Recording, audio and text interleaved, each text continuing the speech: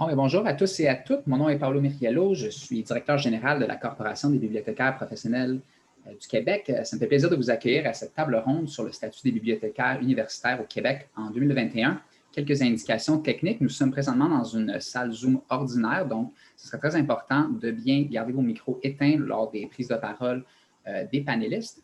Vous avez le choix aussi, si vous voulez, en haut à droite de votre écran pour changer votre vue. Au lieu de voir toutes les caméras en même temps, vous pouvez, si vous souhaitez, seulement voir la personne qui parle en choisissant le mode présentateur. Et une dernière remarque, en fait, non seulement vous êtes bienvenu, oui, d'indiquer dans le clavardage d'où vous venez pour se présenter aux autres. Et si vous avez des questions, en fait, durant cette table ronde, ce sera également via le clavardage que vous allez pouvoir les poser, quoi qu'on va également pouvoir vous donner la parole. Donc, sans plus tarder, je passe la parole à Jean-Sébastien Sauvé qui va animer cette table ronde.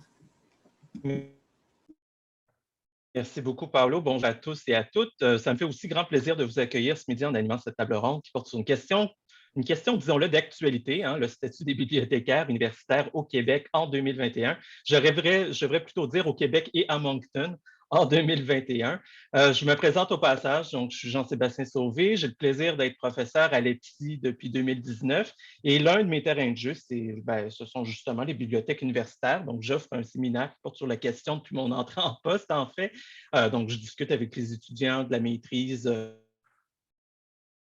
du fonctionnement des unités de politique institutionnelle, de services, de collection d'usagers, puis aussi d'architecture, c'est un de mes grands dadas. Donc, j'imagine que c'est pour cette raison-là qu'on m'a approché et que je suis avec vous ce midi pour animer la table ronde. Comme je disais, donc, le sujet de la table ronde va porter sur le statut des bibliothécaires universitaires. C'est un sujet qui fait couler beaucoup d'encre. On en parle grandement aux États-Unis où les bibliothécaires ont un statut de faculty qui s'apparente à celui des professeurs. On en parle aussi beaucoup dans certaines universités anglophones canadiennes et il y a donc plusieurs discussions qui existent actuellement pour mesurer l'impact des différents statuts sur les tâches et les services offerts par les bibliothécaires, que ce soit en recherche et en enseignement. À ce propos, il y a entre autres l'Association canadienne des professeurs et des professeurs d'université du Canada, donc l'ACPU, qui comporte un sous-comité de bibliothécaires, en fait, qui a approuvé en novembre 2018 un énoncé de principe qui concerne le statut universitaire des bibliothécaires et la participation à la gouvernance des universités. C'est un document que je vous invite, en fait, à consulter. Il est disponible en ligne. Et on fait mention de 3 aspects qui nous ont aidés à jeter les bases de la discussion d'aujourd'hui. Donc, ces 3 aspects sont d'abord le statut et les activités universitaires, la liberté universitaire ainsi que la gouvernance universitaire. Donc, c'est dans cet esprit qu'on a ébauché la table ronde du midi. Donc, une table ronde qui marque aussi une première, on va le mentionner. C'est à notre connaissance, du moins à ma connaissance personnelle et à celle de tous les panélistes, qu'une discussion portant sur le statut des bibliothécaires universitaires se déroulera en français au pays. Donc, profitons. Là, je vais aborder brièvement le déroulement de la table ronde qui va se terminer à 13h30. Donc, c'est une table ronde un peu plus longue qu'à l'habitude pour les habitués des tables rondes de la CBPQ. Je vais tout de suite partager mon écran. J'ai fait un espèce de petit... voilà. On voit bien, je pense, je ne vais pas le mettre en... voyons, en mode présentateur. Là. Donc, en premier lieu, on va faire un bref tour de table pour permettre nos intervenants de se présenter brièvement, pour faire une plus ample connaissance aussi. Ensuite, je vais inviter nos collègues de l'Université Laval de mettre en contexte le statut des bibliothécaires universitaires au Québec. Donc, qui sont ces bibliothécaires? Comment ils se comparent-ils tels aux bibliothécaires canadiens, aux bibliothécaires états-uniens, entre autres? Ensuite, on va passer à la discussion proprement dite qui va se redonner selon 2 thématiques principales qui sont reprises de l'énoncé des principes de l'ACPU. Dans un premier temps, donc, les statuts et les activités universitaires, pendant laquelle il sera question notamment des tâches et des services et aussi de la liberté universitaire. Et dans un deuxième temps, on abordera les questions entourant la gouvernance universitaire, donc comment les bibliothécaires peuvent jouer un rôle, disons, politique dans leur institution. On va réserver les dernières 20 minutes à une période de questions. Donc, je vous invite à poser, donc on ne va pas répondre aux questions au fur à mesure où on va lire vos interventions. On va attendre les dernières 20 minutes pour le faire. Vous pouvez néanmoins quand même écrire, comme le disait Paolo, en utilisant le phylactère qui est situé, donc l'icône en forme de phylactère qui est située au bas de votre écran, va faire ouvrir donc la fenêtre de clavardage où vous pourrez écrire vos questions, lesquelles seront lues et on pourra donc les poser en toute fin de table ronde. Voilà. C'est fait. Donc, je vais inviter d'abord nos panélistes avec un premier tour de table. Donc, je vais vous demander de vous présenter brièvement. Je commencerai d'abord avec Victoria Volkanova de l'Université de Moncton. Victoria. Merci beaucoup, Jean-Sébastien. Bonjour tout le monde. Alors, je suis Victoria Volkanova, bibliothécaire à l'Université de Moncton depuis 2005. Je suis graduée de l'EPSI en 2004, donc je suis en train de faire ma carrière ici au campus de Moncton. Juste un petit contexte pour vous. Donc, l'Université de Moncton est une université de langue française généraliste, la seule université de langue française au Nouveau-Brunswick, qui est une province bilingue, et aussi l'une des 2 universités de langue française dans la région de l'Atlantique. Donc, on est en situation minoritaire ici. Alors, un petit peu sur moi, après avoir travaillé pendant 9 ans comme chef de service des systèmes informatisés, je suis maintenant bibliothécaire de référence. Et une petite note qu'on est en train justement avec mes collègues de repenser un petit peu la terminologie bibliothécaire de référence. On se demande si ça répond toujours à nos réalités. Donc, je suis quand même bibliothécaire de référence, intégrée à la faculté des sciences. Et je suis responsable du dossier de la communication savante, de l'IDD, en passant par les données de recherche, les ressources éducatives libres et tout autre dossier intéressant. En tout cas, j'ai le plaisir de participer à cette table ronde. Merci. Merci, Victoria. On passe maintenant à Daniela Zavala-Mora de l'Université Laval. Bonjour tout le monde. Merci pour l'invitation à cette table ronde. Donc, je suis Daniela Zavala-Mora, bibliothécaire à l'Université Laval et responsable de la liaison avec la faculté de sciences de l'agriculture et de l'alimentation. Et je détiens une maîtrise en bibliothéconomie et sciences de l'information de l'Université McGill. Et je travaille depuis 2012 à Laval. Et depuis quelques années, je travaille sur ce dossier qui touche les statuts universitaires pour les bibliothécaires de l'Université Laval. Merci. Merci, Daniela. Joël Bouchard maintenant. Oui, bonjour. Mon nom est Joël Bouchard. Moi, je suis bibliothécaire pour la liaison pour la faculté de foresterie, géographie et géomatique à l'Université Laval. Je m'occupe également d'aménagement du territoire, développement durable des sciences nordiques. J'ai travaillé avant de commencer à l'Université Laval en 2009, 2 ans à l'Université de Moncton, donc je connais Victoria. Donc, j'ai un petit peu expérimenté le statut universitaire et puis là, j'ai expérimenté le statut professionnel, mais ça me fait très plaisir d'être ici parmi vous. Merci, Joël. On passe maintenant à l'Université McGill avec Sandy Hervieux.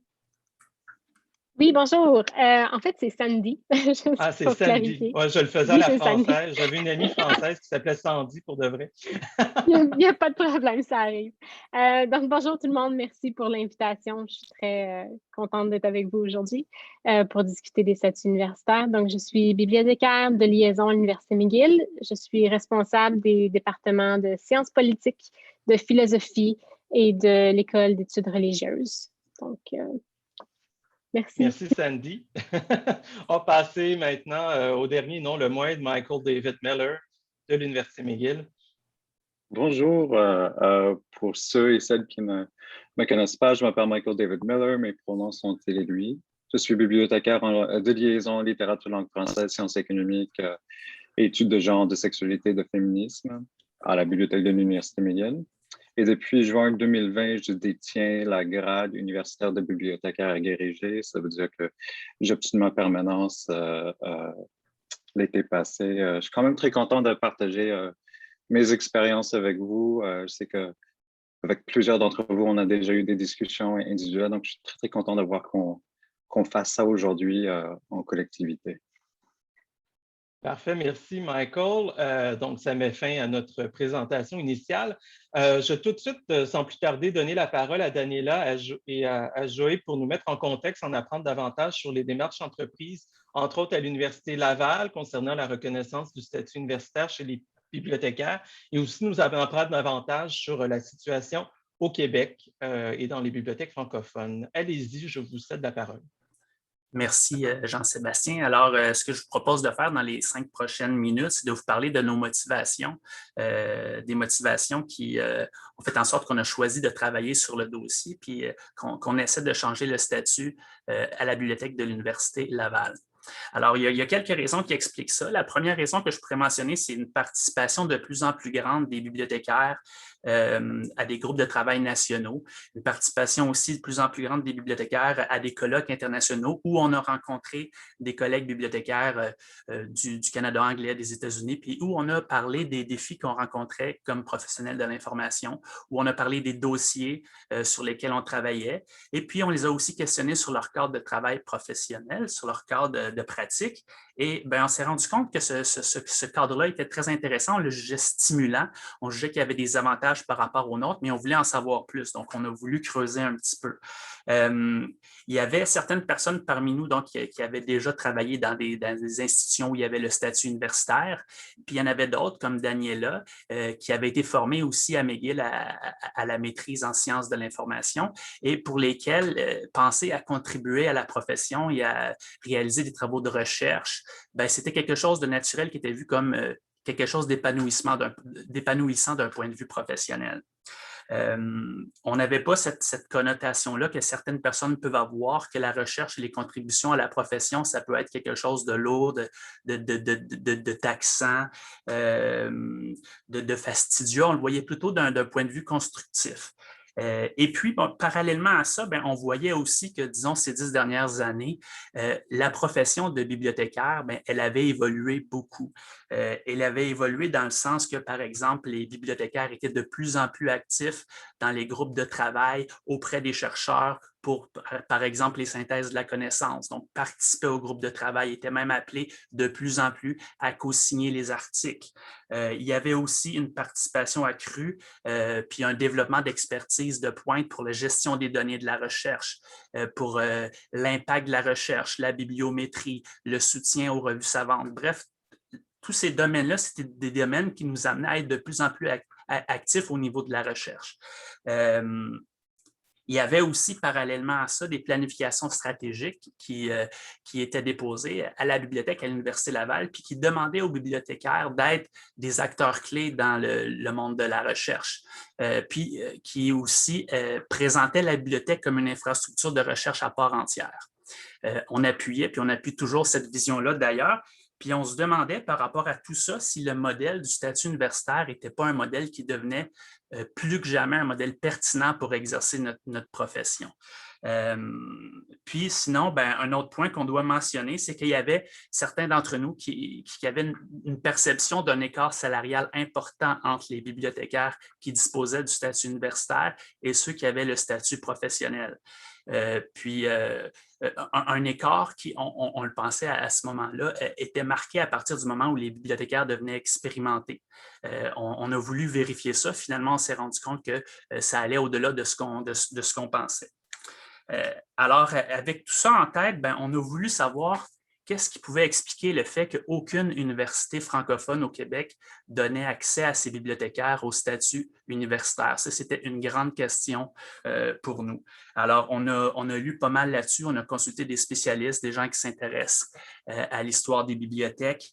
On a aussi consulté des collègues retraités de la bibliothèque de l'Université Laval qui avaient été en poste au moment même où les bibliothécaires avaient choisi de s'affilier avec le syndicat professionnel.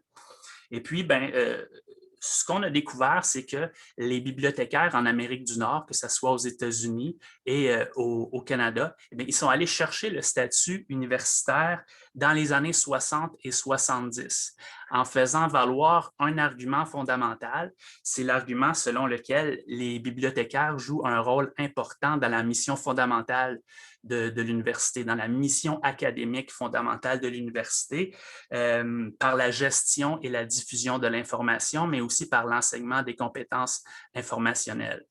Et à cette époque-là, sur les campus universitaires, les bibliothécaires étaient déjà nombreux pour faire valoir ça et ont bénéficié de l'appui des grandes associations de professeurs. C'est ce qui a permis vraiment aux bibliothécaires d'aller chercher le statut universitaire, c'est-à-dire que les grandes associations de professeurs ont pris position en faveur de ça et ont permis donc aux bibliothécaires d'avoir le statut universitaire. Si on se rapporte à la même époque au Québec, à l'Université Laval, parce que c'est l'exemple que je connais le plus, bien sûr, bien, au début des années 60, il y a un seul bibliothécaire à l'Université Laval.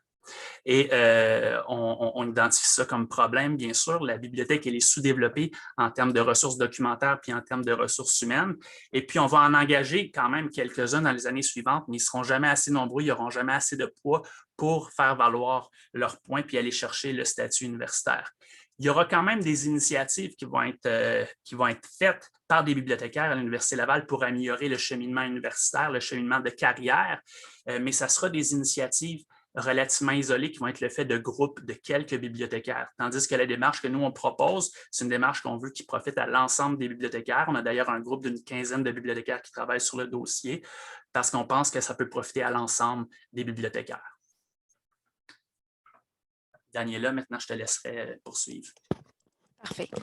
Donc, de mon côté, je vais essayer de résumer rapidement la méthodologie que nous avons suivie, en fait, concernant cette démarche à Laval, à l'Université Laval.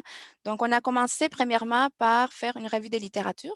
Au départ, on était 4 bibliothécaires qui travaillaient sur ces dossiers et on voulait savoir exactement comment ça fonctionnait dans notre contexte au Canada et aussi aux États-Unis. Donc, on a considéré des articles aussi provenant des universités américaines.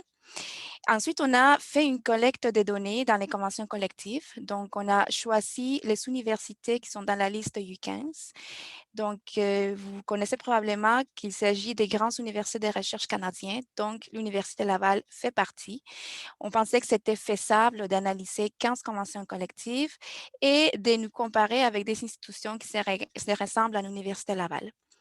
Donc, on a fait aussi des entretiens avec des collègues bibliothécaires des institutions concernées. Parce que bien qu'on avait beaucoup d'informations dans les conventions collectives, on manquait de détails parfois et on avait aussi l'intérêt de savoir comment ça s'appliquait vraiment dans les quotidiens, dans les cadres de travail de nos collègues. Et on a aussi cherché des informations concernant les associations comme l'ACPU, donc l'Association canadienne des professeurs universitaires. On voulait savoir c'était quoi le positionnement aussi de l'association concernant les statuts universitaires pour les bibliothécaires, car il y a un bon nombre de bibliothécaires qui sont membres aussi de l'association. Et on a parlé avec un conseiller de l'ACPU et un spécialiste de droit du travail. Et les éléments que nous avons analysés dans les conventions collectives, c'était premièrement les statuts. Donc, on voulait savoir quel était le statut des bibliothécaires dans les institutions. La représentation syndicale, est-ce que les bibliothécaires faisaient partie de l'association ou syndicat des professeurs ou professionnels ou autres. Et les tâches, quelles étaient les responsabilités des bibliothécaires. Et est-ce qu'il avait les droits aussi à la liberté universitaire. Et on analysait aussi comment ça fonctionnait la gouvernance dans l'université, la gouvernance dans la bibliothèque.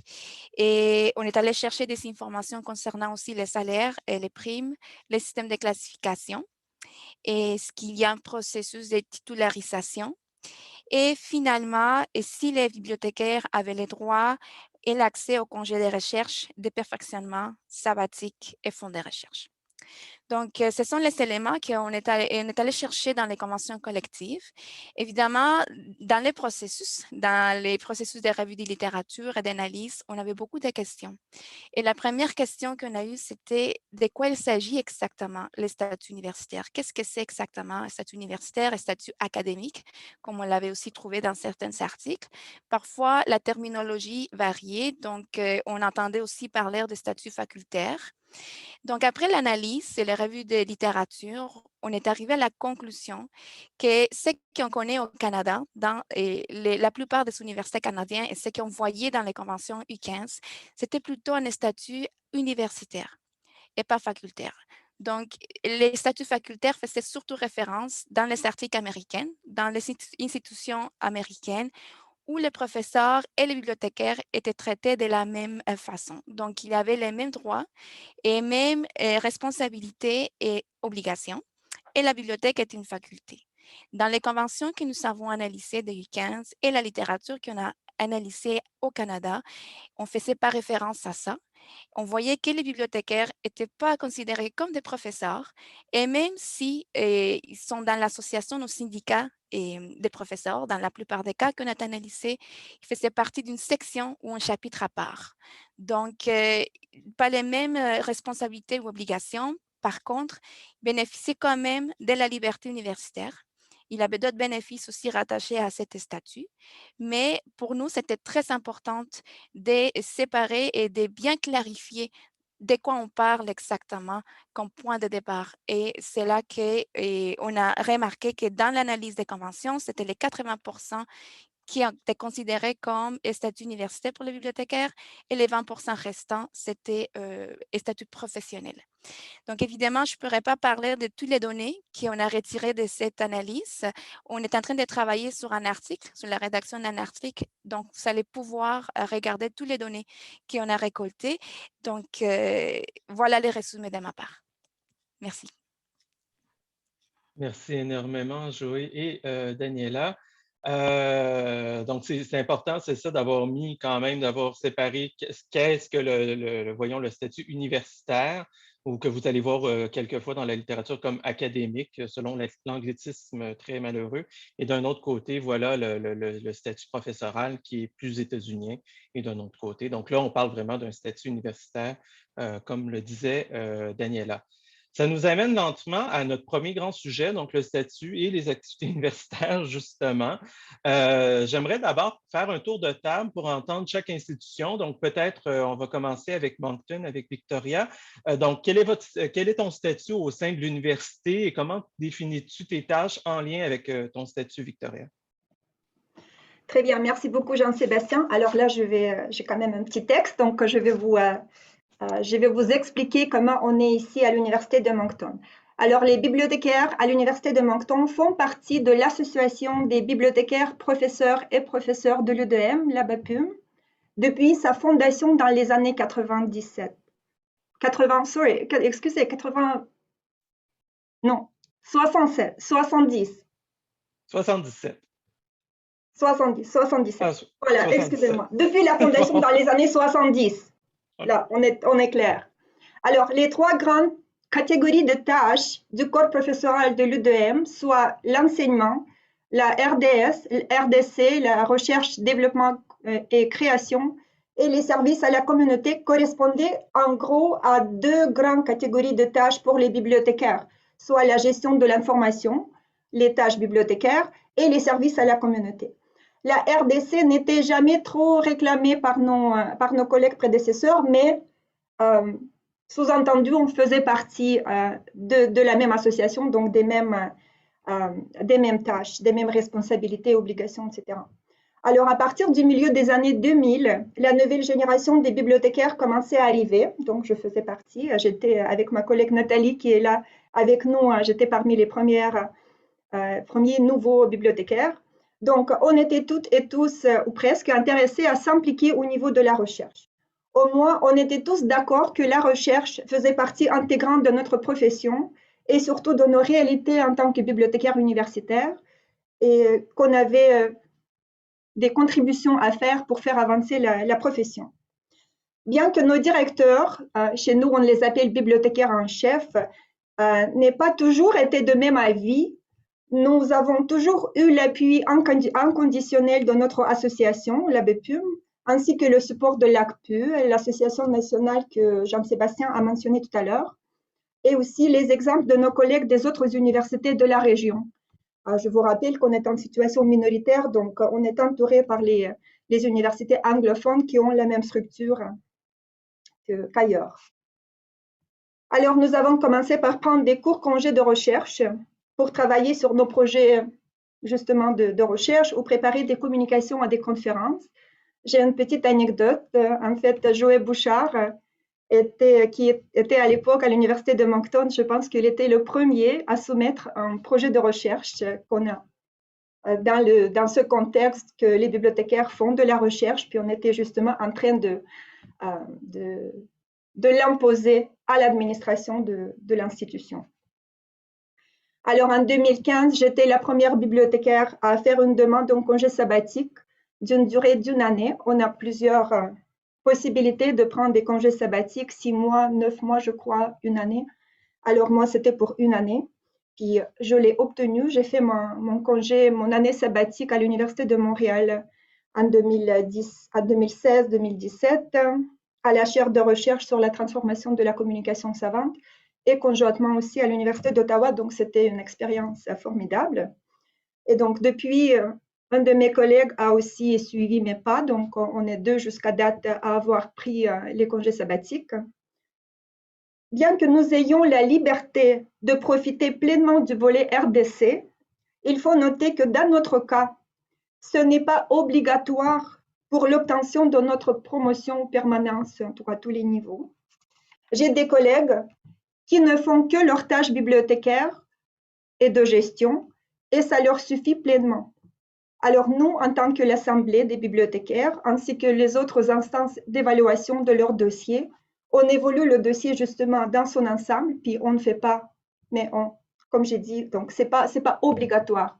Les publications, puis l'implication au niveau de la recherche, c'est pas obligatoire, mais on a pleinement le droit, la liberté de le faire.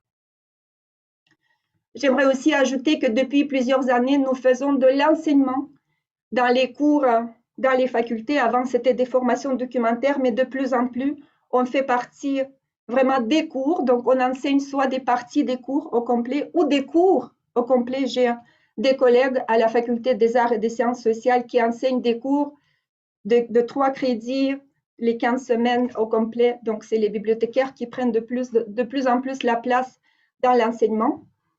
Et donc, je ne sais pas si les salaires, ça va peut-être aller dans la gouvernance universitaire, mais juste pour dire que nos comités de négo se sont battus pour avoir la parité avec les universités anglophones, parce que les francophones, surtout en milieu minoritaire, on est toujours un petit peu derrière. Donc, nous, en tant que bibliothécaires, en tant que membres de l'association, on a profité pleinement de cette bataille pour la parité salariale. Donc, on est à ce niveau-là, on l'a obtenue, puis on essaie de la maintenir depuis maintenant quelques années. Et donc, en ce qui touche notre situation comme bibliothécaire à l'Université de Moncton, quant à moi, mieux que ça n'existe pas. Merci. Merci Victoria. Si on va du côté de l'Université de McGill avec Sandy et Michael.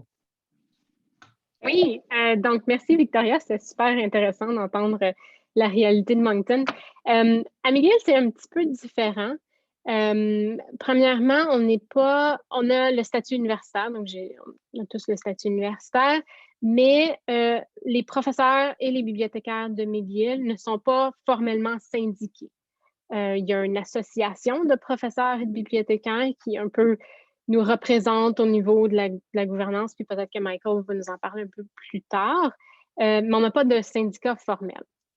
Donc, c'est ça qui est important de savoir. L'autre chose aussi, c'est qu'on a un processus de titularisation à McGill, comme les professeurs, qui dure environ 6 ans. Donc, on a 5 ans pour faire le travail, puis la 6e année, on est évalué. Donc, ça l'inclut sur quoi on est évalué, inclut le tout de notre travail, en fait. Donc, ça inclut nos tâches de bibliothécaire, comme les formations documentaires, le développement des collections, la référence, un peu tout ce qu'on fait tous les jours comme bibliothécaire. Ça inclut aussi les activités professionnelles et savantes qui peuvent inclure la recherche et le service à la communauté. Donc, contrairement à Moncton, nous, il faut qu'on fasse les 3. Donc, je ne peux pas décider de ne pas faire de recherche, par exemple. C'est inclus dans notre modèle. Mais ce que je tiens à préciser, c'est que par recherche, on n'est pas nécessairement obligé d'écrire 5 articles évalués par les pairs. Donc, la recherche peut prendre différents modèles, différents formats. Donc, ça peut être des présentations, des conférences, ça peut être des posters, des affiches, des traductions, des expositions de livres, même certains rapports qui ont été rédigés, par exemple, certains rapports qui ont été faits pour traduire, comme le framework de ACRL. Je sais que le réseau UQ a fait beaucoup de travail là-dedans. Ce serait quelque chose qui compterait dans notre modèle pour les activités de recherche et savantes. C'est sûr qu'à McGill, il y a peut-être plus je dirais peut-être plus l'emphase sur la publication plus formelle, mais ça n'a pas nécessairement besoin d'être ça. Donc, en construisant notre modèle ou comme l'Université Laval, c'est important de savoir que activité de recherche peut dire vraiment plusieurs choses. Donc, nous, on doit faire les trois, donc nos tâches, la recherche et le service. Ensuite, on est évalué par un comité de nos pairs, par des évaluateurs externes et par l'université. C'est quand même tout un processus. Ça aussi peut être complètement différent dépendamment d'une institution à l'autre. Je pense qu'à l'Université de Toronto, par exemple, c'est beaucoup plus simple que nous. Donc, je dirais, en gros, c'est pas mal ça. Donc, les bibliothécaires à McGill, une fois qu'on a reçu notre titularisation, on peut aussi prendre des sabbatiques. Ça peut être 6 mois, ça peut être 1 an. Et je pense qu'on a droit à chaque 6 ans à une autre année. Donc, il y a beaucoup de mes collègues qui ont en fait séparé en 2 blocs de 6 mois. Donc, en fait, une partie du projet, 6 mois, publié. Ensuite, ils ont décidé d'étudier comme un autre aspect et on fait un autre 6 mois. Je dirais qu'il y a beaucoup de bibliothécaires. En fait, presque tous les bibliothécaires à McGill prennent une sabbatique. Il n'y en a vraiment pas beaucoup qui décident de ne pas le faire. Donc, on en profite. En général, on travaille fort pour l'avoir. Donc, la plupart des gens en profitent et font de la recherche pendant leur sabbatique. Et il y en a aussi d'autres qui ont fait des programmes de développement professionnel, par exemple, qui ont suivi des cours pour se perfectionner, apprendre une nouvelle ère émergente, par exemple. Donc, il y a cette possibilité-là. Même si on n'est pas comme formellement syndiqué, notre association de professeurs et de bibliothécaires travaille beaucoup pour essayer d'avoir comme des meilleurs salaires pour les bibliothécaires. Donc, le système salarial est un peu différent. À McGill, on est au mérite. Donc, essentiellement, plus on en fait, plus on a une grosse augmentation. En gros. Et puis, donc, même si on n'a pas de syndicat formel, les bibliothécaires font quand même partie du système de la gouvernance de l'université, que Michael va vous en dire un petit peu plus tard. Et je crois que c'est pas mal ça. Michael, est-ce qu'il y a quelque chose que tu veux rajouter que j'ai oublié? Non? Non. OK.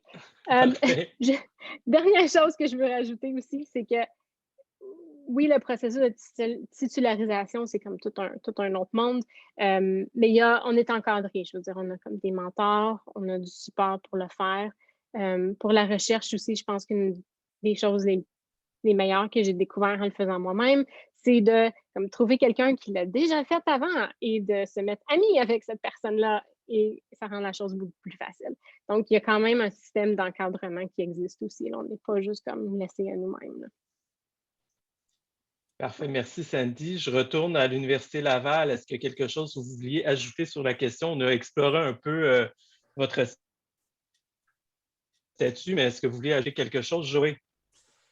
Oui, en fait, ce qu'on avait observé, c'est un petit peu ce dont ont témoigné Sandy puis Victoria, c'est qu'il y a quand même plusieurs modèles, puis c'est vraiment différent d'une institution à l'autre, mais grosso modo, là, ce qu'on a observé comme particularité, c'est 3 catégories de tâches qui doivent être effectuées pour les bibliothécaires qui ont le statut universitaire. La première, c'est ce qu'on peut appeler les responsabilités primaires, puis elles vont englober le développement des collections, gestion et diffusion de l'information, les formations documentaires, le catalogage, etc. Les responsabilités primaires, tout le monde, tous les bibliothécaires, peu importe si on a le statut universitaire ou professionnel, on est responsable de ça, on les fait. Ensuite de ça, le deuxième niveau, c'est les contributions à la recherche et à la profession. Sandy en a parlé un petit peu. Là, c'est beaucoup plus large que ce à quoi on peut penser au départ. Hein. Puis on va englober souvent là-dedans la participation à des associations professionnelles, des présentations à des colloques d'associations professionnelles. Le type de publication aussi, c'est assez large. Parfois, ça va être encouragé, il va y avoir des incitations, d'autres fois, ça va être des exigences, ça dépend des institutions. Puis le troisième niveau, c'est les services à la communauté universitaire.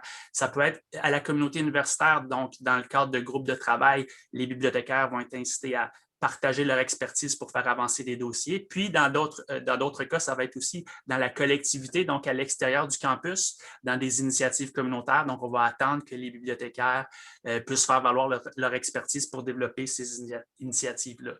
Pour ce qui est des contributions à la recherche, il y a quand même déjà, il faut dire, des bibliothécaires qui ont le statut professionnel qui sont actifs en la matière, puis qui veulent l'être davantage, puis qui aimeraient avoir un cadre pour l'être davantage. Puis il y en a d'autres qui ne le sont pas actuellement, puis qui nous disent, nous, dans nos discussions qu'on a avec nos collègues ici, régulièrement, qui aimeraient bien l'être, mais qui jugent qu'ils n'ont pas le cadre pour le faire, ils n'ont pas le temps ni l'espace, parce que ce qu'on attend d'eux, ce qu'ils sentent qu'on attend d'eux, c'est qu'ils enchaînent les projets un après l'autre, puis qu'ils n'ont pas le temps de s'asseoir en équipe s'ils ont développé un projet ou une réalisation qu'ils jugent très intéressante à partager à leurs collègues. Ils n'ont pas la structure pour le faire. Puis on pense que le statut universitaire, c'est ce qui existe jusqu'à présent de plus intéressant pour y parvenir, pour le faire. Est-ce qu'il y a quelqu'un qui veut réagir à ça? J'aimerais juste ajouter à ce que Joël vient de dire qu'effectivement, on n'a pas présentement ces cadres-là. Et malgré ça, on est quand même une équipe et très dynamique. On présente dans des congrès, on publie aussi des articles professionnels, des articles scientifiques, des livres. Donc, il y a quand même l'intérêt parce qu'il a un impact directement sur nos services et sur ce qu'on fait. Et le partage des connaissances est aussi très important. Et quand on fait l'évaluation d'un service ou quand on essaye, on travaille sur le développement d'un service, on fait quand même des rapports assez costauds. On base nos décisions sur des recherches quand même bien élaborées. Cependant, parfois, ces rapports-là, ça reste à l'interne. Et parce que parfois, il manque ce temps pour aller jusqu'au bout, le temps de la rédaction de l'article et de partager ça. Donc, c'est dommage pour la communauté, c'est dommage pour la profession parce qu'on pourrait apprendre des activités et des initiatives, en fait, que les autres universités font. Donc, c'est une culture qu'il faut développer et surtout, si on a quand même, comme Joël mentionne, les cadres qui permettent de pouvoir aller jusqu'à la fin de ces processus. C'est tout. Merci. Merci, Victoria, Sandy et Michael. Est-ce que vous vouliez réagir? Je regarde sur les écrans rapidement. Non, en fait, je voulais juste vraiment confirmer un peu ce que Daniel a dit, que ça prend un certain soutien pour pouvoir faire ces activités-là, puis avoir le temps et la liberté de pouvoir vraiment comme s'engager dans ce genre de réflexion-là. Puis aussi avoir l'opportunité d'aller à des conférences, des fois, ce qui n'est pas toujours facile. On ne peut pas nécessairement avoir le temps pour y aller, mais aussi les ressources financières. Donc, c'est quelque chose que je n'ai pas mentionné, mais à l'Université McGill, on a un fonds. Chaque bibliothécaire a un fonds qu'on peut utiliser pour aller à des conférences présenter. Donc, si on veut aller présenter en Californie, on a une ressource pour le faire. Donc, ça prend aussi un certain soutien. C'est sûr que des fois, il y a des façons de publier qui ne coûtent pas nécessairement quelque chose, mais aller à des conférences, pouvoir apprendre de différentes personnes, de différents bibliothécaires dans différents milieux, ça contribue beaucoup à nous faire grandir comme bibliothécaires. Donc, ça aussi, ça prend un certain soutien pour pouvoir l'accomplir. Si je peux faire Merci, du est-ce que vous pouce, diriez... excuse-moi. Oui, allez, vas-y. Si je peux faire du pouce dans le même sens que Sandy disait tout à l'heure, donc je n'ai pas mentionné non plus, mais nous avons aussi un fonds de développement professionnel, le FDP, qu'on peut utiliser justement pour l'achat des ressources, mais aussi pour aller à des conférences. Donc, c'est quelque chose donc c'est automatique, c'est une partie de notre salaire, puis ça grandit aussi, donc c'est rattaché à l'échelle salariale. Puis j'avais aussi un petit commentaire quant aux, justement, les différentes formules qui existent dans les universités. Donc, on a parlé du congé sabbatique, mais il y a toutes sortes de congés qu'on peut avoir. Par exemple, dans notre cas, lorsqu'on était en train justement de voir comment ça se passe dans d'autres universités, on a des universités ici en Atlantique qui ont des journées de recherche, par exemple, une journée de recherche par mois, 12 journées de recherche par année pour faire n'importe quoi, pour faire avancer, pour se préparer, pour aller à la conférence, pour faire des petits projets, juste pour faire de la lecture. Parce que souvent, moi, j'ai une 50aine d'onglets qui sont ouverts que j'ai jamais le temps de lire. Donc, ça contribue aussi. Des petites gouttes, là, même comme ça peut rajouter à faire évoluer notre profession aussi. Merci. Michael? Oui, j'aimerais ajouter quelque chose sur la raison pour laquelle c'est important qu'on fasse ces sortes de contributions-là, parce que c'est souvent à travers ces contributions, toujours sont ancrées dans le but d'améliorer nos services, de mieux servir, entre guillemets, c'est pas forcément le meilleur mot, mais de servir nos usagers, de les appuyer, de les soutenir dans leur démarche de recherche et de l'apprentissage. Donc, pour moi, quand je suis arrivé à McGill, la doyenne des bibliothèques a répété souvent que notre recherche, en fait, notre pratique professionnelle, ce qu'on fait tous les jours, ça influence notre recherche. Notre recherche devrait influencer aussi notre pratique professionnelle. Donc, ça va dans un cercle continu parce que là, moi, je ne vais pas commencer un projet de recherche qui n'a rien à voir avec mon emploi parce que je n'ai pas le temps et je ne veux pas faire ça. Mon but de mes contributions à la profession, c'est de justement contribuer à la profession, mais aussi avant tout, de mêler avec mon propre travail, soit pour la facilité, pour essayer quelque chose de nouveau. Et j'imagine que presque tous les bibliothécaires et toutes les bibliothécaires du Québec font ça déjà. C'est juste que, comme Daniel avait dit, on ne se rend pas jusqu'au bout à la publication. Je me demande si on faisait un recensement de l'ensemble des rapports internes, je pense notamment aux BCI, ils en font beaucoup, mais on ne les voit jamais. C'est quoi tout ce savoir qu'on a produit mais qu'on garde fermé chez nous. Donc, en tout cas, moi, j'encourage tout le monde, si vous arrivez déjà à cette avant-dernière étape, de pousser un petit peu plus, parce qu'il y a beaucoup de choses qu'on fait qu'on peut partager avec nos collègues. Quelqu'un? Donc là, on remarque vraiment que le rôle de chercheur est vraiment au centre, donc je pense très lié au statut universitaire dont on parle. Est-ce que vous vous sentez comme bibliothécaire équipé pour faire ça? Est-ce qu'il y a un syndrome d'imposteur qui est présent? Est-ce que vous sentez qu'il y a une espèce de je sais pas, de relation à avoir avec les professeurs pour vous aider, de collaboration aussi avec les professeurs pour être possible, pour vous aider à bonifier vos recherches? Ah, c'est sûr, si je peux ajouter, parler juste de mon exemple personnel, ça m'a pris des années avant que je me sente à l'aise dans à l'aise, je ne dois même pas dire ça, de s'intégrer dans cette culture académique. Je suis arrivée ici après avoir été étudiante, donc je me sentais pas mal comme étudiante, je n'étais pas à pied égal avec les profs, puis c'est un apprentissage pour faire de la recherche.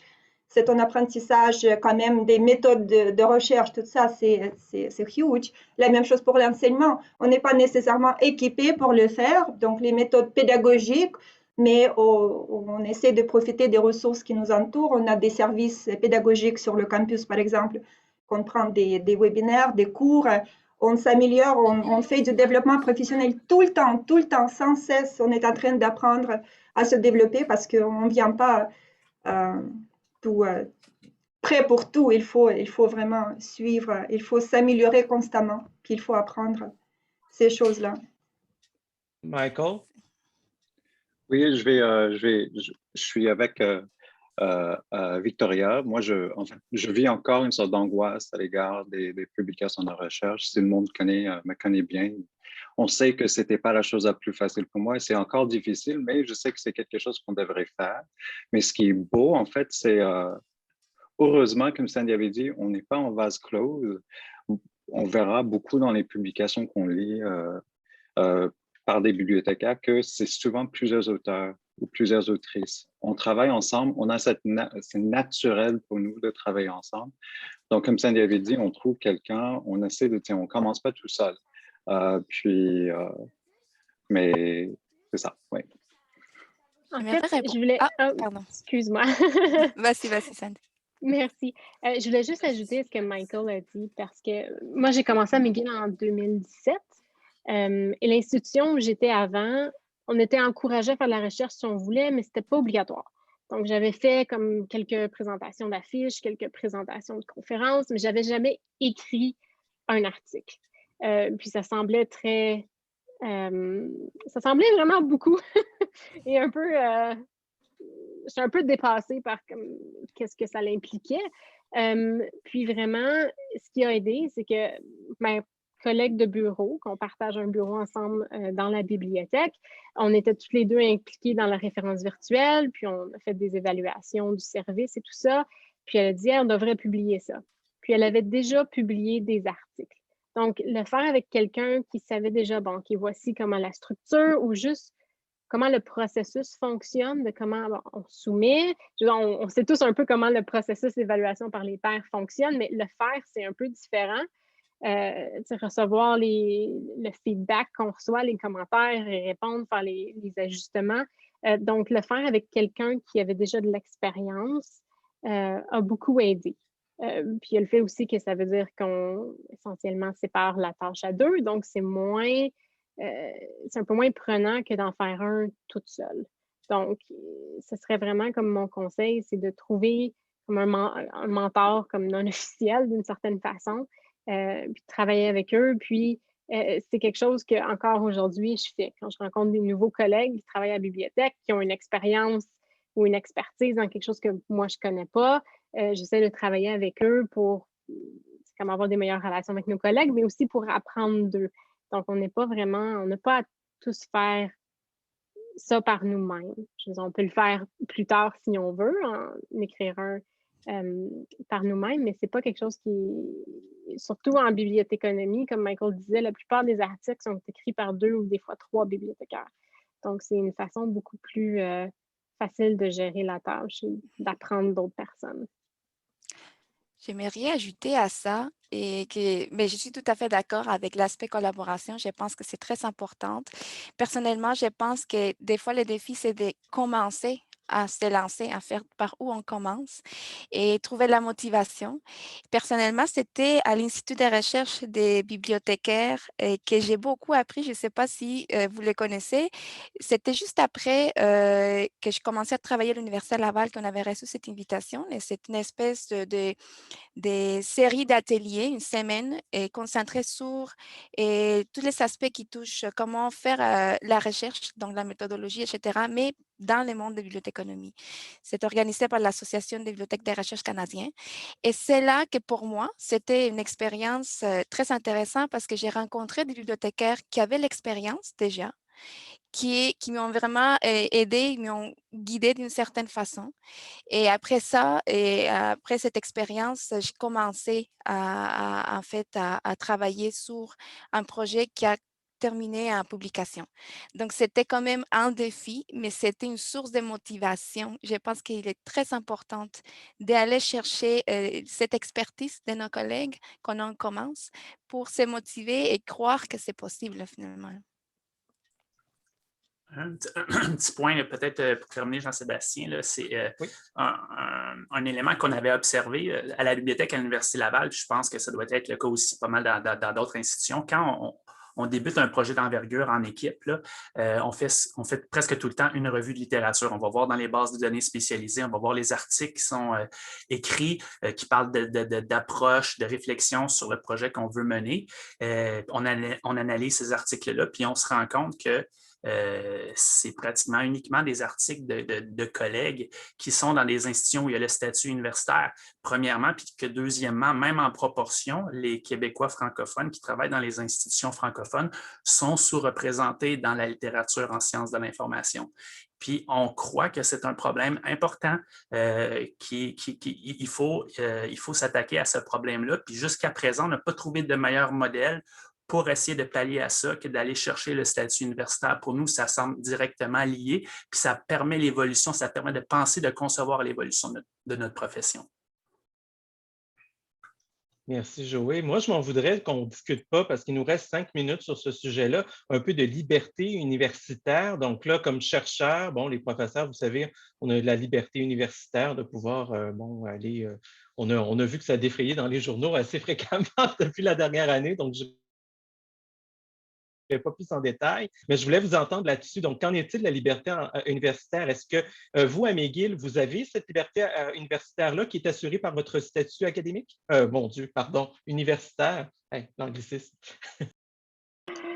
Je pense que oui, parce qu'on a vraiment la possibilité de travailler sur le projet de recherche qu'on veut, tant que c'est relié aux bibliothèques, là, de servir sur les communautés qu'on veut.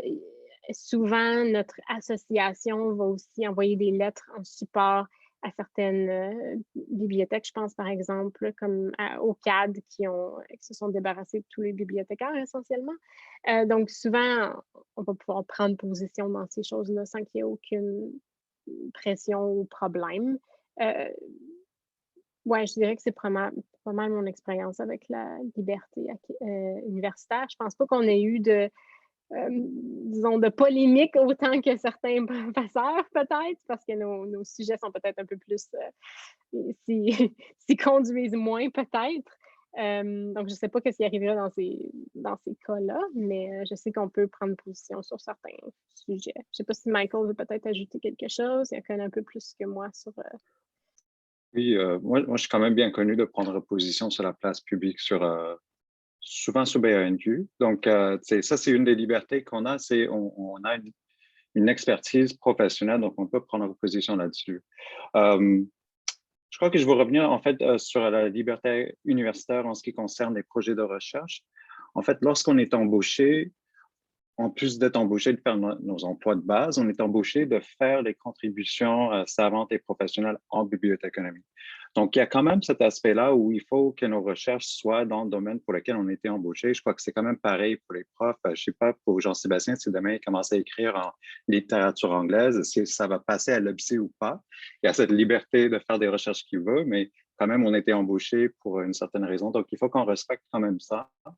Donc, il faut qu'il y ait toujours un lien avec notre emploi. Je ne peux pas commencer demain à écrire sur, en tout cas, un sujet aléatoire. Mais avec je crois qu'un des grands avantages avec notre liberté universitaire, c'est de pouvoir justement interpeller des gens, de partager nos avis sans forcément être obligé d'aller chercher une autorisation de notre chef immédiat qui s'en va dans la haute direction et ensuite. Si je vois qu'on est en train, par exemple, dans une bibliothèque aléatoire, on décide de ne pas embaucher une bibliothécaire ou même chose pour une archive, on décide de ne pas embaucher une archiviste, je détiens une expertise professionnelle pour pouvoir dire qu'on possède toutes les qualités et compétences nécessaires pour occuper ces postes-là. Ce n'est pas parce que la personne était à la télé, était journaliste, qu'elle sera une bonne personne pour un grand poste, je ne sais pas, dans une bibliothèque aléatoire. Donc, ça, c'est un des grands avantages, je trouve. Puis, je crois que vous lisez entre les lignes un petit peu. Un peu. Victoria, du côté de Moncton, Mais écoutez, comme j'ai dit, nous, c'est notre milieu naturel, être dans le même syndicat, dans la même situation que les professeurs. Alors, pour nous, on ne se pose même pas cette question. Je ne sais pas, il faut que je discute avec mes collègues, mais la liberté universitaire, c'est dans tout ce qu'on fait. En fait, oui, dans tout ce qu'on fait. Les projets de recherche, oui, ça doit être en lien avec notre profession, mais même pour le congé sabbatique ou pour les projets de recherche de longue durée, en fait, ça sert au développement professionnel. Donc, si je trouve, c'est sûr que ça ne devrait pas être un livre de recettes ou quelque chose qui est complètement à part, mais si je peux démontrer que ça me permet de grandir, d'améliorer mes compétences professionnelles pour mieux servir mes usagers, mais ça fait partie de mes possibilités, de mes libertés. La même chose que mes collègues ont mentionné, donc s'il faut interagir, il faut réagir à des situations, des problématiques qui se passent ailleurs, on peut parler à des journalistes, on peut participer à toutes sortes de... Donc, c'est ça la liberté universitaire, c'est tellement... on respire l'air universitaire, donc je pense que c'est ça, on a la liberté universitaire à s'exprimer puis à évoluer dans ce contexte. Daniela et Joël, est-ce que vous voulez ajouter quelque chose sur la situation à l'Université Laval? Bien, je dirais tout d'abord qu'étant donné qu'on est des bibliothécaires qui travaillent avec le statut professionnel, comme les collègues du Québec francophone, on est contraint par ce qu'on appelle le devoir de réserve. Donc, ça, c'est en opposition directe avec la liberté universitaire. Donc, on ne peut pas prendre position sur des enjeux pour lesquels on pense avoir quelque chose d'intéressant, de valable à dire, même par rapport à notre profession, de signer qu'on est des bibliothécaires de l'Université Laval. C'est pas possible. C'est comme ça que ça se passe. Puis c'est quelque chose qu'on déclare, qu'on va essayer de changer parce qu'on pense que c'est fondamental. En fait, moi, c'est un sujet qui m'intéresse beaucoup. Là. Mes collègues m'ont déjà ici entendu beaucoup en parler. Peut-être qu'ils vont être un petit peu fatigués de m'entendre encore en parler, mais je me permets de m'exprimer là-dessus pour dire que les bibliothécaires, puis pas simplement les bibliothécaires d'université, mais notre mission fondamentale comme professionnels de l'information, c'est de diffuser l'information puis de la rendre accessible à tous. Puis que historiquement, que ce soit dans les milieux municipaux, scolaires, dans les bibliothèques nationales, on a défendu la liberté d'expression, puis on a défendu la liberté intellectuelle. Tu sais, ça fait partie de nos valeurs vraiment fondamentales comme bibliothécaires. Puis d'ailleurs, la Corporation des bibliothécaires professionnels, sur son site web, elle met de l'avant cette valeur-là comme une de ses valeurs fortes, la liberté intellectuelle. Alors, pour nous, c'est normal que des bibliothécaires d'université qui défendent ce principe-là puissent y avoir accès aussi, puis puissent faire valoir leur expertise, leur perspective sur des enjeux pour lesquels ils jugent avoir justement un mot à dire, puis peut-être un éclairage intéressant à apporter dans le débat public. Présentement, c'est dommage, mais on ne peut pas le faire. La société, il perd d'un certain côté parce qu'il y a des enjeux de gestion de l'information, de diffusion de l'information, des enjeux de validité des sources, des fausses nouvelles. On a une expertise, on pourrait la mettre davantage en valeur, les bibliothécaires québécois francophones, mais on ne peut pas le faire. C'est sûr que c'est très important pour ça, mais c'est aussi important pour notre métier de bibliothécaire. On sait qu'au Québec, puis au Québec francophone en particulier, ce métier-là demeure méconnu. Les gens ne savent pas trop, le grand public, souvent, sur quel dossier on travaille, quelles sont nos expertises. Ils nous voient encore comme des gens qui rangent les livres sur les rayons. On peut penser, puis en tout cas, au moins se poser la question sur le fait qu'on n'est pas capable de prendre position sur la place publique, on n'a pas l'autorisation pour faire ça, si ça ne nuit pas justement à une meilleure connaissance de l'importance de notre rôle comme bibliothécaire. Merci, Joël. Là, je m'en veux, il faut qu'on change absolument de sujet vu qu'on a quand même un deuxième thème à couvrir, donc la gouvernance universitaire. Il nous reste peut-être 12 minutes là-dessus. Merci de ton intervention. Je vais commencer donc avec un tour de table encore une fois. Donc, comment les bibliothécaires sont-ils ou elles impliqués dans la gouvernance de vos universités respectives? Je peux peut-être commencer encore une fois par Victoria à Moncton. Très bien, merci. Donc, ici, ça sera vraiment court. Donc, juste pour donner je ne sais pas, est-ce que vous, Jean-Sébastien, est-ce que tu voulais donner une petite explication de la gouvernance ou Là, on entendait la participation des comités à des conseils, donc aux assemblées universitaires, entre autres. Donc, on a ça derrière la tête, là. Merci, Victoria, de préciser. Très bien, mais c'est ça. Donc, je vais dire ce que nous, on fait ici, puis je suis sûre que les autres collègues vont ajouter leur propre réalité. Alors, nous, à l'Université de Moncton, nous sommes une unité syndicale, comme j'ai mentionné. On est membre de l'association des professeurs, de bibliothécaires et professeurs de l'université. Donc, nous avons notre assemblée des bibliothécaires, qui est un équivalent de l'unité syndicale dans les facultés, dans les départements. Alors, donc, on essaie de trouver toujours des équivalences, mais notre structure est un petit peu différente, donc on n'a pas exactement la même structure, mais nous, donc, on est l'Assemblée des bibliothécaires, donc avec une ou un représentant qui siège, donc notre président de l'Assemblée est représentant au conseil d'administration de l'association. Alors, on a toujours une bonne représentation à ce niveau-là. On a aussi, à l'interne, on a un conseil de bibliothèque qui, jusqu'à l'année dernière, 2020, était composé des chefs de service, bibliothécaires en chef et les chefs de service. Donc, dans la dernière ronde des négociations collectives qu'on a eues justement en 2019-2020, on a obtenu d'avoir un siège au conseil d'une représentant de l'Assemblée. Donc, en 2021, on a obtenu ce siège-là. Donc, c'est moi, en l'occurrence, qui le fait cette année. Donc, je suis représentant de l'Assemblée des bibliothécaires au conseil de bibliothèque. Donc, c'est au niveau à l'interne. Mes collègues et moi ont déjà fait à tour de rôle, ont déjà été à tour de rôle membres du bureau de direction de la BPUM, du comité de négociation. Puis si on n'est pas membre du comité de négociation de la convention collective, il y a toujours quelqu'un qui nous représente. Donc quand il vient le temps de discuter des questions des bibliothécaires, donc il y a toujours quelqu'un d'entre nous qui va aller au comité pour d'abord pour présenter nos enjeux, pour discuter, pour préparer le projet de négociation. Et par la suite, lorsque le temps vient de faire la négociation avec l'employeur, il y a toujours quelqu'un d'entre nous qui va être là à la table de négociation pour justement bien expliquer qu'est-ce qui se passe, répondre à des questions, etc. Donc, on était aussi membre, j'ai eu des collègues qui étaient agents de grief pour l'association, ainsi que membres de plusieurs comités également. On a une représentation également au Sénat académique de l'Université de Moncton. Il s'agit d'un poste général, donc il n'y a pas d'un poste qui est réservé aux bibliothécaires, mais il y a des postes qui sont réservés à des facultés, puis le poste général, il y a, je pense, 2 postes généraux.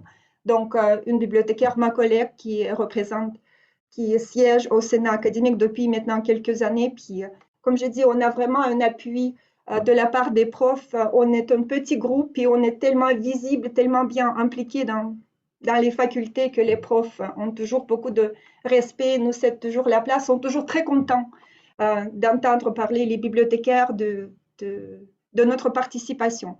Mais pour faire une petite pousse à ce que je disais tout à l'heure, on fait toujours de la sensibilisation, de l'éducation sur ce qu'on fait. Parce que même avec tout le respect que les profs ont, ils savent pas trop, ils comprennent pas trop qu'est-ce qu'on fait. Ils savent qu'on a de l'expertise, qu'on peut être très utile, qu'on peut répondre à plein de questions. Mais nos dossiers, nos travaux, on est en train justement de clarifier tout ça. On a des rencontres mensuelles avec le nouveau VRER, ou le vice-recteur à l'enseignement et à la recherche, pour expliquer qu'est-ce qu'on fait les bibliothécaires. Notre bureau de direction, la présidence de la BPUM, ils nous aiment bien, mais ils disent, à vrai dire, c'est un petit peu un mystère. Qu'est-ce que vous faites? On ne connaît pas votre travail. Donc, on le fait toujours, malgré tout l'appui qu'on a. On démystifie notre travail, puis on fait valoir notre expertise, puis tous les dossiers sur lesquels on travaille, puis tout ce qu'on peut faire pour la communauté universitaire. Merci, Victoria. Merci. Est-ce qu'une atmosphère semblable est comparable à l'université? Est-ce que c'est à moi? Tu as coupé un petit peu. Okay. On a une structure similaire à Moncton, sauf que, comme Sandy a dit, nous ne sommes pas syndiqués. Il y a une section dans l'Association des professeurs et bibliothécaires de McGill de bibliothécaires. Et par défaut, ces personnes, la présidente ou le président de notre section siège sur l'exécutif de l'Association des profs et bibliothécaires. Et c'est ce groupe-là qui négocie en fait nos augmentations salariales tous les 3 ans. C'est eux qui ont négocié un petit peu comment on allait évaluer des profs et des bibliothécaires en raison de la COVID. Donc, les choses ont changé un petit peu temporairement. Donc, c'est eux qui font vraiment la négociation avec la haute direction de l'université. Au sein de la bibliothèque, on a quelque chose qui s'appelle le conseil de la bibliothèque où tout membre du personnel académique, donc c'est les bibliothécaires, des archivistes et aussi on a certains cadres d'emploi qui ne sont ni bibliothécaires ni archivistes, mais font quand même partie du personnel académique, siègent dans ce conseil de la bibliothèque où le but, c'est de discuter des enjeux de la bibliothèque et de conseiller la doyenne dans sa prise de décision. C'est un conseil, c'est la doyenne qui prend la décision finale, même si... Mais en tout cas, c'est un groupe de conseils.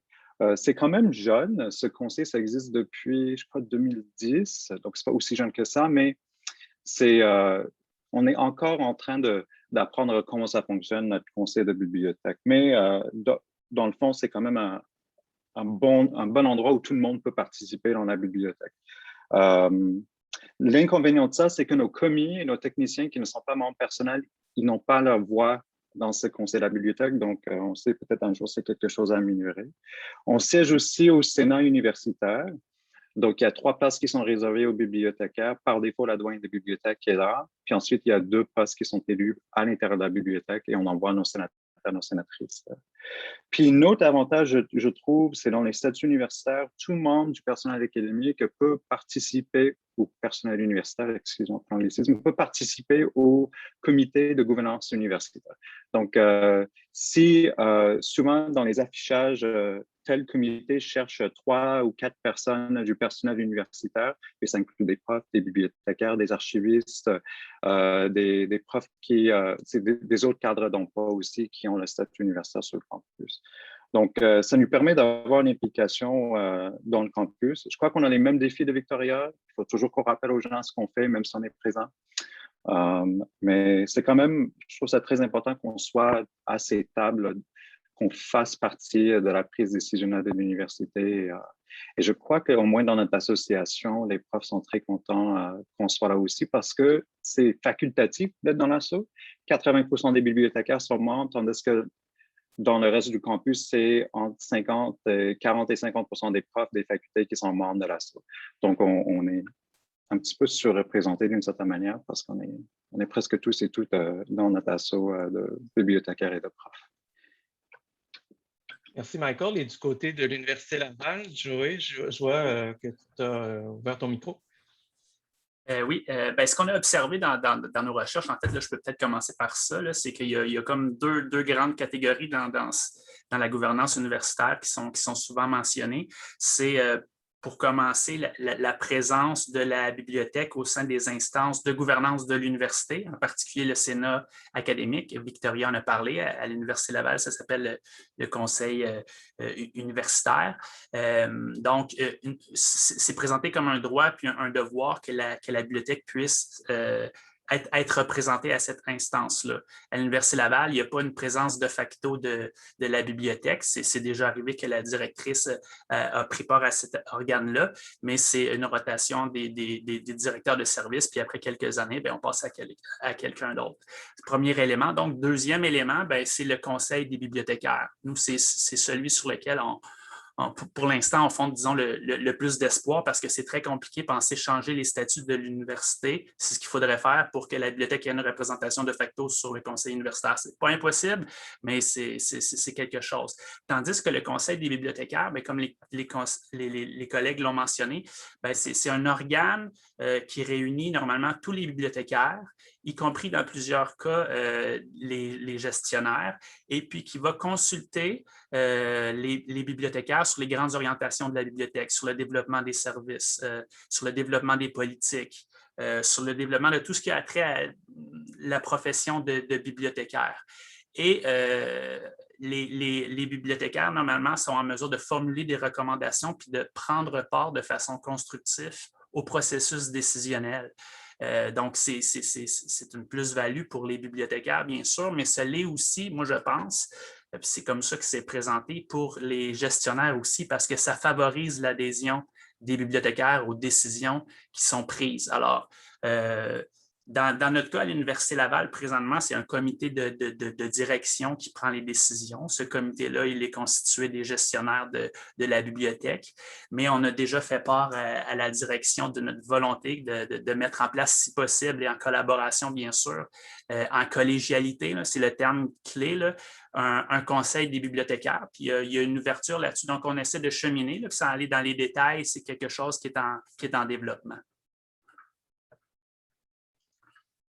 Merci, Joey. Ça clôt un peu. On n'a pas vraiment beaucoup de temps pour discuter de ce sujet-là, malheureusement, parce que j'aimerais qu'on passe tout de suite à la période de questions. Il est déjà l'heure, il est 13h10, du moins à l'horloge de mon ordinateur. Donc là, je vous invite, c'est à votre tour d'avoir la parole. Donc, ceux qui écoutez la discussion depuis tantôt, vous avez deux options. Soit vous levez la main, on pourrait...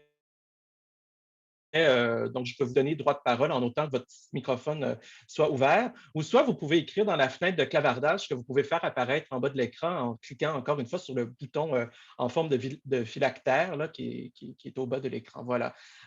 J'ai déjà des questions, donc on m'a envoyé déjà un petit peu de questions à poser à à nos panélistes. Donc, d'abord, une question de Marie-Lou Bourque, qui est bibliothécaire à l'Université de Montréal.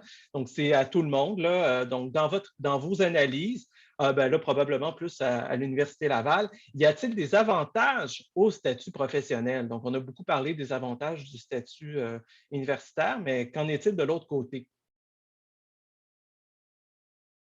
Joël ou Daniela, est-ce que vous voulez? Daniela, est-ce que tu veux répondre ou tu... Je te laisse commencer. En fait, on pourrait ensemble arriver à une réponse. Et moi, ce que je voulais, quand j'ai expliqué un peu la méthodologie, c'était de présenter les éléments que nous avons analysés, donc concernant les tâches, la liberté universitaire. Et la liberté universitaire, personnellement et en tant qu'équipe, c'est quelque chose qui nous a vraiment frappé d'une certaine façon parce qu'on trouve que c'est une valeur fondamentale de la profession. Et est-ce que c'est un avantage de ne pas l'avoir quand on a le contexte professionnel? Je ne les crois pas. Et concernant les avantages, comme j'ai dit, on est allé voir les éléments sans savoir un positionnement.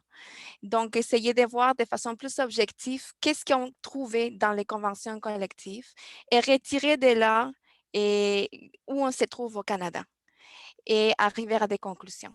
Et Joël, est-ce que tu aimerais ajouter quelque chose? Oui, ben, par rapport aux avantages, je crois, qu'est-ce qui nous était posé du statut professionnel, ben, il ne faudrait pas que nos points qu'on amène, ça soit simplement perçu comme une charge à fond de train contre le statut professionnel. Tu sais. Ça fait quand même plusieurs décennies qu'on réussit quand même à tirer notre épingle du jeu avec ce statut-là. Et oui, il y a des avantages au statut professionnel. Pour les bibliothécaires, probablement que ça se situe au niveau de la permanence d'emploi. C'est une permanence d'emploi qui est plus rapide, aussi plus simple. Il n'y a pas de titularisation. Peut-être aussi en termes d'heures de travail, c'est plus rassurant. Donc, on s'attend à une structure de travail de 35 heures par semaine. Ça peut peut-être être perçu comme un autre avantage. Sinon, ben, les avantages, moi, je les vois plus du côté de l'institution des avantages financiers. Parce qu'on n'a pas parlé du salaire. Là. Je ne pense pas qu'on aura le temps de le faire, mais le salaire, il y a des grandes différences. Puis nous, on l'a mesuré là, avec quelqu'un qui est dans l'équipe qui a pris beaucoup de temps pour faire des moyennes de plafond et de plancher, puis de se représenter aussi les grandes différences. Mais en fait, c'est que les collègues qui ont le statut universitaire ont accès de 3 à 5 rangs, ce qui permet de ne pas être plafonné ou d'être plafonné beaucoup plus tard, tandis que nous, si on a commencé à travailler relativement jeune après l'EPSI ou après notre diplôme de bibliothéconomie, bien, dans la jeune quarantaine, on va être plafonné. Ça met en place des grandes différences, puis on ne parle pas de milliers de dollars, on parle de dizaines de milliers de dollars.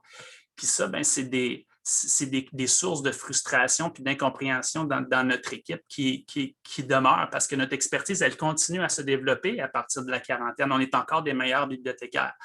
Donc, oui, il y a certainement des avantages pour le statut professionnel, au niveau salarial peut-être, au niveau de la gouvernance aussi, c'est peut-être plus simple à gérer une bibliothèque quand il y a un statut professionnel où il n'y a pas de structure de gouvernance collégiale.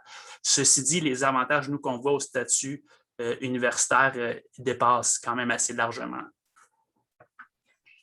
Je vois, Marie-Lou, que oui. Vous aviez, vous êtes apparu à l'écran, vous vouliez réagir.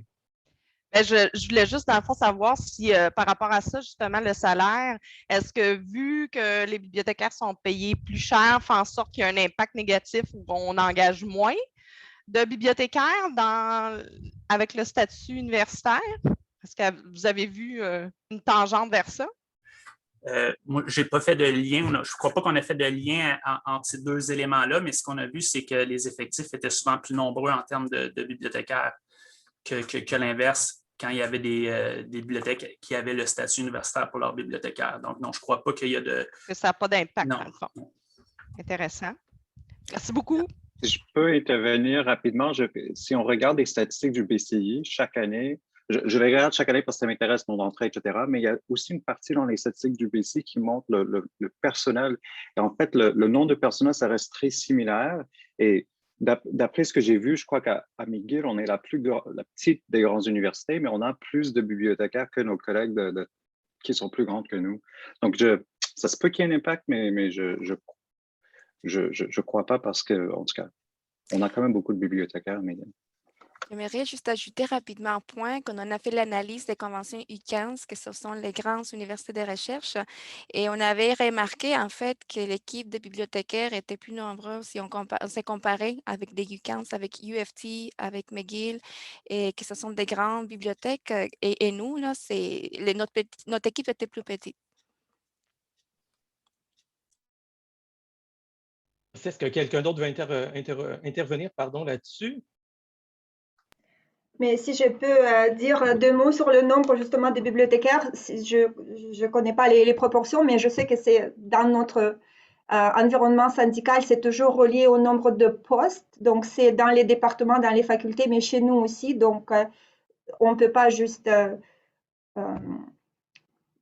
un jour se réveiller puis vouloir avoir un nouveau poste de bibliothécaire. On est en fait en train il faut justifier, il faut faire une demande de poste, donc ça passe par toutes ces étapes-là. Donc, c'est ça, il faut prouver qu'on a des besoins, puis si quelqu'un quitte, mais il faut quand même relancer. Donc, c'est très conventionné, ce processus d'embauche et puis le nombre de postes, mais c'est quand même géré, ça fait partie d'une structure, puis on a aussi on a des comités, des observatoires du nombre de postes. Donc, on suit les tendances nationales en termes des emplois précaires, le nombre de profs à contrat, etc. Donc, il y a des tendances quand même inquiétantes au niveau du Canada. Mais c'est ça, donc au sein de l'université et à l'équipe des bibliothécaires, donc on est quand même très réglementé, puis on ne peut pas juste nous couper un poste, il y a toute une structure de mécanismes de révision, etc. Donc, c'est très conventionné. Merci, Victoria. Je vois qu'on a des mains levées. On va commencer par Alex Guindon. Je vous donne la parole. Oui, bonjour. Je ne veux pas jeter une douche froide du tout, ce n'est pas ça le but de mon intervention, mais quand même, je voulais souligner que ce n'est pas une panacée avoir le statut universitaire. Moi, j'encourage totalement et profondément tout le monde, et entre autres mes collègues de l'Université Laval qui sont en train de travailler pour obtenir ce statut-là. Mais cependant, je serais curieux de savoir ce que mes collègues de McGill, par exemple, ou de Moncton en pensent, mais il y a quand même des défis parce que ça vient avec des exigences, entre autres de recherche, mais pas uniquement, et qui ne sont pas toujours faciles à concilier avec les réalités quotidiennes du travail des bibliothécaires. On a des tâches qui sont très, très, très chargées. Et puis, bon, il faut faire la recherche en plus de ça. Il y a toutes sortes de façons qui nous permettent de le faire. Les années sabbatiques, nous-mêmes à Concordia, on a réussi à obtenir ce qu'on appelle des congés de recherche, des research leaves, qu'on peut obtenir un certain nombre de journées par année. Mais néanmoins, en fait, quand on obtient ces journées de recherche-là, ça diminue en fait en rien notre quantité de travail. Ça veut juste dire qu'on peut se concentrer sur la recherche pendant quelques jours, mais quand on revient, le travail s'est accumulé. En tout cas, tout ça pour dire que je suis curieux d'entendre mes collègues là-dessus, mais c'est un beau défi, puis ça peut être un peu angoissant, surtout pour les nouveaux bibliothécaires qui, d'une part, comme on l'a dit, ont souvent relativement peu d'expérience de recherche, n'ont pas nécessairement une formation de niveau de doctorat, par exemple, donc peuvent avoir certaines lacunes au niveau méthodologique, doivent travailler tous les jours sur le campus et aider les étudiants, faire du développement de collection, de la référence, etc. Et en plus, avoir une certaine production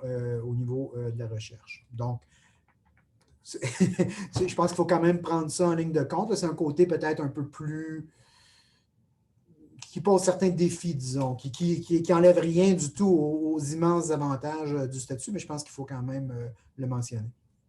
Est-ce que quelqu'un veut réagir? Oui, Victoria? Moi, je peux réagir. Oh, vas-y, pardon. Victoria. OK.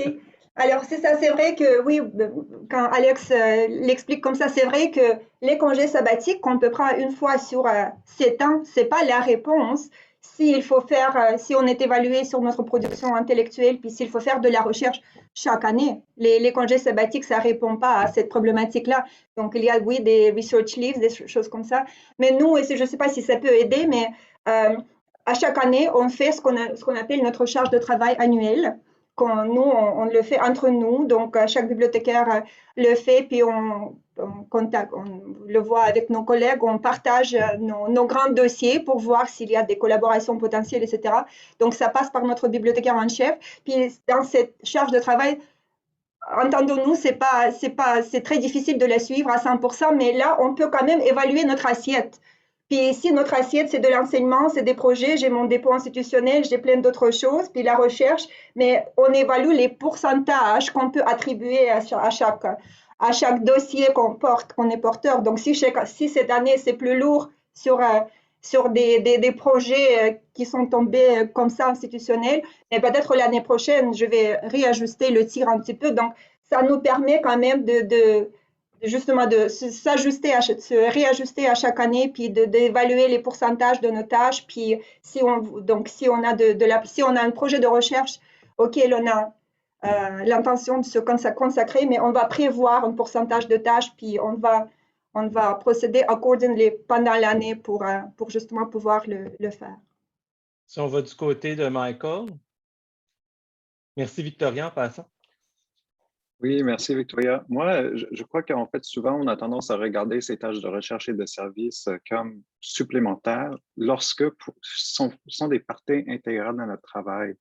Donc, je crois qu'en fait, c'est un petit peu, et je comprends tout à fait ce qu'Alex dit, parce que j'avais dit au début que j'avais de la difficulté au début, j'ai encore des soucis, je trouve que ce n'est pas la chose la plus facile, mais je suis bien entouré par des collègues qui savent le faire, qui veulent travailler avec moi. Et je crois que c'est ça, en fait, la clé, c'est d'abord le voir que ça fait partie de notre travail. Nous sommes des professionnels. Il faut qu'on communique avec nos autres collègues. Puis, il faut être bien entouré. Il ne faut pas avoir peur d'aller demander de l'aide. Il faut que aussi nos collègues plus expérimentés soient également à l'aise de nous aider. Donc, je crois que on ne travaille pas tout seul. Est-ce qu'on a des lacunes lorsqu'on quitte l'école de bibliothéconomie? C'est sûr, je crois que ça, c'est la thématique qui se retrouve dans presque toutes les bibliothèques universitaires qui ont ce sort de statut au Québec, au Canada ou aux États-Unis. Mais ça s'apprend. C'est au moins à McGill, pour nos 2 premières années, il faut qu'on démontre qu'on est capable de le faire, pas forcément avoir des publications nos premières années. C'est juste qu'il faut you have to show promise. Donc, il faut démontrer qu'on est capable de le faire. Donc, il y a quand même quelques années de formation qui se fait, mais c'est ça, oui. Oui. Je voulais juste ajouter ce que Michael dit aussi, que c'est sûr que c'est un défi. je suis en train de rédiger mon dossier de titularisation, fait que d'une certaine façon, c'est beaucoup de travail, mais c'est aussi comme très valorisant d'écrire tout ce que j'ai fait pendant les dernières années, parce qu'il y en a beaucoup. Mais je dirais que le meilleur truc que j'ai trouvé, c'est de vraiment trouver le bon timing pour faire ça. Comme je ne me mettrai pas à écrire un nouvel article au mois d'octobre quand je sais que je vais avoir 3-4 nouveaux ateliers par semaine. Donc, j'attends plus peut-être au mois d'avril, au mois de mai, quand les cours commencent à descendre, sont en examen, ils ont moins besoin de moi. Donc, après quelques années de travail, je sais plus sont où vraiment comme les pics de mon travail. Donc, je peux mieux planifier quand je vais avoir du temps pour faire de la recherche. Mais c'est certain qu'on ne se le cachera pas. Écrire un article de 15 pages reste quand même beaucoup de travail. Donc, c'est trouver un ami fonctionne toujours bien aussi. Merci Sandy. On va prendre une deuxième question. Donc, Nathalie Richard, je vous cède la parole. Oui, bonjour. Alors, moi, je suis à l'Université de Moncton. Je suis la collègue de travail à Victoria. Et ça donne aussi que je suis la présidente ou la représentante de l'Assemblée des bibliothécaires. C'est moi qui siège au conseil d'administration de notre syndicat. Et puis, on se prépare à négocier l'année prochaine et je vais faire partie de ce processus-là. Quand on parlait de la recherche tantôt, une des choses que nous autres, on va faire pour la prochaine négociation collective, c'est d'essayer d'éliminer l'article qui est propre aux bibliothécaires, puis simplement qu'on soit intégré à l'article qui existe déjà pour les professeurs, parce que ça a été mentionné au début que des fois, tu as une convention collective, mais il y a comme 2 morceaux. Tu sais, les profs sont séparés des bibliothécaires, puis ça a été inconvénient pour nous autres à plusieurs niveaux avec les années. Par exemple, Des fois, quand on demandait pour quelque chose à l'administration de l'université, ça nous était refusé parce que le mot bibliothécaire n'était pas dans l'article, seulement le mot professeur. Quand nous, on avait compris que c'était sous-entendu que tout ce qui s'applique aux professeurs s'applique aussi aux bibliothécaires. Puis on a vu que dans la pratique, ça ne semblait pas être le cas. Fait, je vous dirais, conseil de mon côté, c'est dans le wording. Hein. Faites attention, très attention à la façon que les articles sont rédigés. Puis on va essayer de plus s'arrimer avec les professeurs dans les articles plutôt que de les avoir séparément pour éviter ce genre de problématiques-là à l'avenir. Fait que ça, c'est un conseil que je peux vous donner. Ce n'est pas vraiment une question, mais ça fait partie de ce qui s'en vient pour nous autres. Puis on va aussi réviser justement les critères d'évaluation qu'on utilise pour évaluer les bibliothécaires quand ça vient à la titularisation. Nous autres, on a 3 niveaux à l'Université de Moncton pour les bibliothécaires. Ça commence à bibliothécaire 2, ensuite bibliothécaire 3 et bibliothécaire 4. Qui est le plus haut rang. Fait que la plupart des gens avec peu d'expérience de travail rentrent à bibliothécaire 2, puis là, il y a un processus de temps d'années en poste avant que tu puisses appliquer pour la prochaine étape. L'autre chose que je voulais mentionner aussi, c'est un peu notre historique parce que ça démontre les dangers aussi de ce qui arrive quand on n'est pas toujours syndiqué de la même façon. Nous autres, on a 3 campus.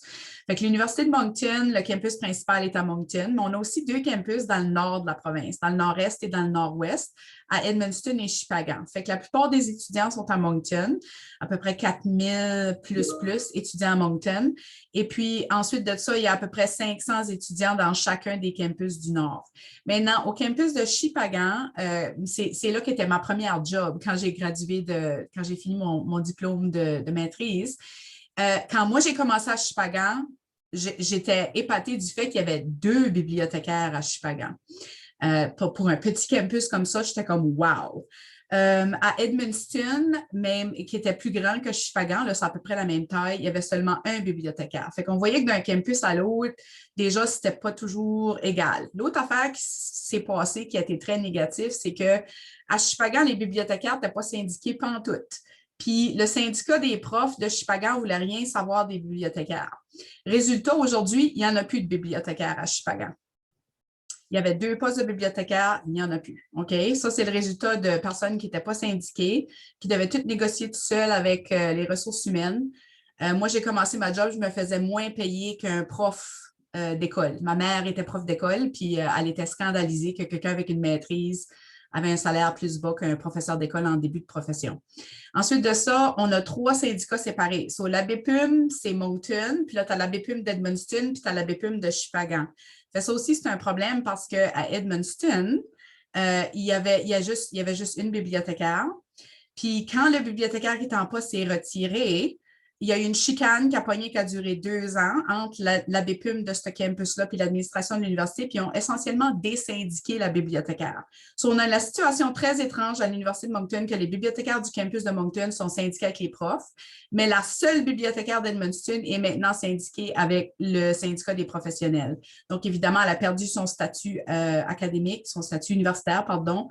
Elle a perdu les sabbatiques, les congés de recherche, la liberté académique, etc. La solution que notre syndicat envisage, c'est qu'on veut essayer de faire en sorte qu'il y ait juste un syndicat pour les 3 campus. Il faut que ça passe aux 3 campus, mais si on faisait ça, on pourrait peut-être rapatrier notre bibliothécaire dans le syndicat des professeurs. Fait que juste pour vous dire qu'on a eu un cheminement un peu étrange à Moncton avec toutes sortes de choses bizarres qui se sont passées. Puis qu'on est en train de travailler sur améliorer les articles qui existent dans notre convention collective. On est tout à fait prêt à appuyer Laval ou n'importe quelle autre initiative parce que je m'excuse, mais votre statut à Québec, c'est ce qui a inspiré Edmundston à désyndiquer leur bibliothécaire. Puis là, je vais m'arrêter parce que je sais qu'on dépasse le temps. Oui, on va dépasser le temps, là. Et je voulais avoir un peu de temps au moins pour remercier tous les panélistes qui sont là. Merci à vous aussi, Mme Richard, pour votre témoignage. Je vais en profiter pour, remercier tous nos panélistes pour aujourd'hui. Je pense que je n'ai plus vraiment le temps. Je vais céder la parole à Paolo qui va pouvoir clore la séance. Oui, je n'ai pas grand-chose à rajouter à part, moi aussi, je vous remercie les panélistes et Jean-Sébastien pour avoir animé l'atelier. Donc, c'était la dernière activité de table ronde avant le break estival. Si ça vous intéresse, vous pouvez, je vais mettre dans le clavardage un lien pour vous abonner à notre infolette. Si jamais ça vous intéresse, vous allez pouvoir plus de nouvelles sur les activités qui s'en viennent à l'automne. Et sur ce, je vous souhaite une très belle journée. Merci beaucoup. Merci à tout le monde. Merci. Merci tout le monde. Bye bye, merci. Oui, merci.